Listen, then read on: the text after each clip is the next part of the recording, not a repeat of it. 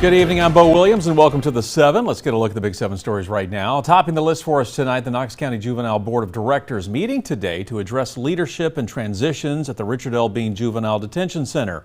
Oversight of the facility was recently turned over to the 5-member board following leadership turmoil that led to the longtime director stepping down. Now, the detention center is now officially licensed after operating without state approval for nearly 3 years. Board members learned today that the Department of Children's Services granted the license following months of work to bring the facility into compliance. At the same meeting, Knox County Commissioner Larson J. announced plans to place juvenile judge Tim Irwin in charge of the center, along with creating an advisory board. If approved, the board would include appointees from all branches of government to provide oversight and prevent future problems. Jay says the license proves the center is now safe, secure, and operating within state law. Yes. Of getting the facility up and running and where we want it, including the licensing, has been the CTAS report, which showed over 90 different recommendations on how to make this a great juvenile detention center. Happy to say that 85% of those have now been completed. Commissioner Jay went on to say many of the recommendations are not yet complete, are capital expenditures that are being worked on already with support from the state and Knox County. During the meeting, there was also discussion about hiring multiple employees and starting their training now. Well, next on the 7 for you tonight, an officer is injured after their patrol car was hit during a pursuit. Investigators say 18-year-old Danny Asorto was driving under the influence after leaving a cabin party in Gatlinburg early Sunday morning. The report says the chase started when Pigeon Forge police spotted a speeding car. Sevierville Police and Sevier County got involved as well. The report says 2 officers were hit by Asorto during the chase, including an officer who suffered a head injury and cuts. We're told Asorto was eventually pulled from the car and taken into custody, and that he later admitted to drinking before getting behind the wheel. Well, continuing our Big 7 list for you now, a car leaves the road and, as you can see, gets stuck somewhere it probably shouldn't, on someone's front porch. Take a closer look. This happened along Clinch Avenue in Clinton yesterday afternoon. Clinton police tell us the car was driven by 24-year-old Leslie Donegan Jr., who we're told was arrested and charged with driving on a suspended license and driving without insurance. We're told no one was hurt during the crash. Well, next on the 7, it's been a little over 1 year since an EF2 tornado ripped through Morgan County, killing 2 people and leaving many with damage to their homes and property.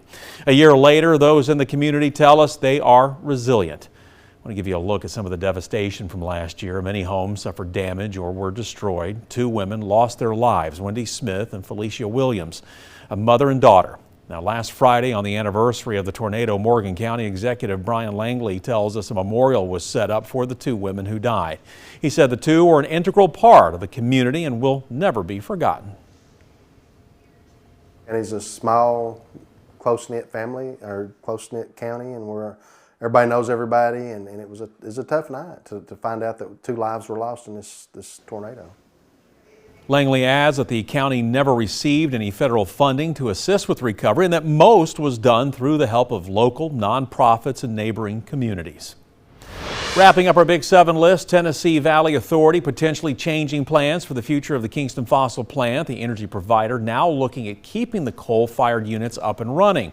This comes about 2 years after TVA announced its plan to retire the coal units by the end of 2027, replacing it with an energy complex.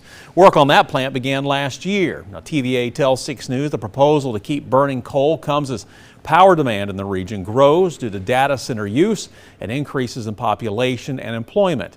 The Kingston fossil plant was the site of the biggest industrial spill in U.S. history back in 2008. Around 60 people have now died due to the illnesses caused by the ash, including Jessica Waller-Downs' parents. I'm very disappointed, angry too, because, you know, this was kind of going to be a closure to not only my family, but to all the other Kingston workers, and it just feels like they lied to us again.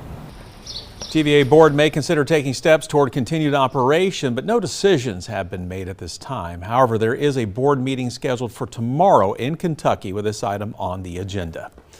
Well, on your side, an East Tennessee man sold his truck online, or so he thought, and tonight he's dealing with the implications of a bad check. Sean Berger of Crossville posted his truck on Facebook Marketplace. Now he's out $78,000. 6 News obtained the police report from Berger, who shared images of the truck, which he says he will not be able to recover. He also shared that Farm Bureau insurance will not cover the loss because it is theft by deception. But Berger says he did not turn over the truck until he thought he got his money. That night on the 29th of December, and within 6.5 hours, they said that that check had cleared, and they sent me a zero balance letter the next day. So when I let him know that, he sent a driver up the following night on the 30th at 9:30 at night to pick up the truck. Berger says that investigators attempted to contact the Farm Bureau insurance adjuster. Investigators confirming this to 6 News, but declined to go on record because the investigation is still ongoing. Of course, be sure to join us tonight at 11 as we will dive deeper into this story for you. All right, on your side with a traffic alert, be on the lookout for crews working to patch potholes along Tennessee roads. It's that time of year now. TDOT sharing some of this video showing crews working along West Andrew Johnson Highway today. This is between I-81 and the Greenville city limits. TDOT is responsible for maintaining interstates and state routes like this one. Now, if your car is damaged by a pothole on a state road, you can submit a damage claim, and you can do so online. You can also call 833-TDOT-FIX.